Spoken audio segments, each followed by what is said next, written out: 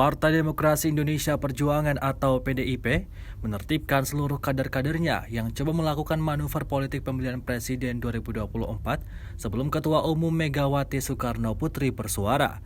Dua keputusan tegas diterbitkan bidang kehormatan DPP PDIP kepada Gubernur Jawa Tengah Ganjar Pranowo dan 4 kader yang mengatasnamakan Dewan Kolonel. Keputusan tegas itu berupa sanksi teguran lisan kepada Ganjar atas pernyataannya yang siap maju sebagai calon presiden di sebuah wawancara stasiun televisi. Sementara itu, 4 kader PDIP dikenakan sanksi keras dan terakhir lantaran sudah menyatakan dukungan capres kepada Ketua DPP PDIP Puan Maharani. Ganjar Pranowo mendapatkan teguran lisan. Keputusan itu dibacakan oleh Ketua Bidang Kehormatan DPP PDIP Komarudin Watubun di kantor DPP PDIP Jalan Diponegoro, Jakarta pada Senin 24 Oktober 2022. Menurut Komarudin, sanksi dijatuhkan setelah melakukan pertemuan tertutup lebih kurang 1 jam bersama Ganjar dan juga Sekretaris Jenderal PDIP Hasto Kristianto. Ganjar menurutnya merupakan kader senior yang harus mematuhi aturan partai. Salah satunya, kewenangan berbicara capres hanya ada di Megawati Soekarno Putri selaku Ketua Umum. Untuk itu, seluruh kader harus bersikap disiplin akan aturan tersebut. Sementara itu, Hasto menambahkan bahwa Ganjar Pranowo melanggar instruksi partai nomor 4503-DPP-10-2022.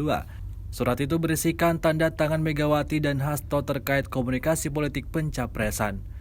Dalam instruksi itu, PDIP dengan tegas mengamanahkan penetapan capres hanya disampaikan oleh Megawati.